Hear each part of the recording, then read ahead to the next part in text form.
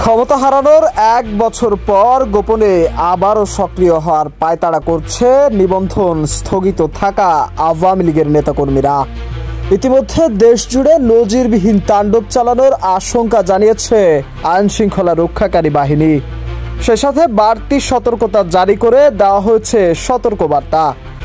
জানা গেছে, গোপনে গেরিলা প্রশিক্ষণ নিয়ে দেশে ব্যাপক নাশকতা চালানোর প্রস্তুতি নিচ্ছে দলটির বহু নেতাকর্মীরা। এমন সময় যখন দেশের রাজনৈতিক ময়দান উত্তপ্ত, ঠিক তখনই সামাজিক যোগাযোগ মাধ্যমে ছড়িয়ে পড়েছে নানা গুঞ্জন।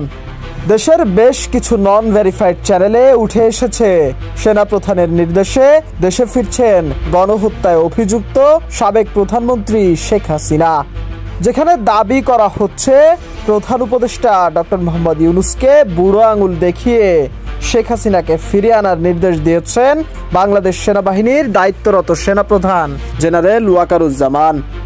এছাড়া শেখ হাসিনাকে ক্ষমতায় ফেরাতে ভার্চুয়ালি গোপন বৈঠক করছেন সেনাপ্রধান। তবে এ বিষয়ে অনুসন্ধান চালিয়ে দেখা যায়, এমন দাবিতে ছড়িয়ে পড়া ভিডিওগুলো সম্পূর্ণ ভিত্তিহীন এবং বানোয়াট। বরং অধিক ভিউ পাওয়ার আশায় ছড়ানো হচ্ছে এমন ভিত্তিহীন গুজব। নিউজ ডেস্ক, দৈনিক রূপান্তর।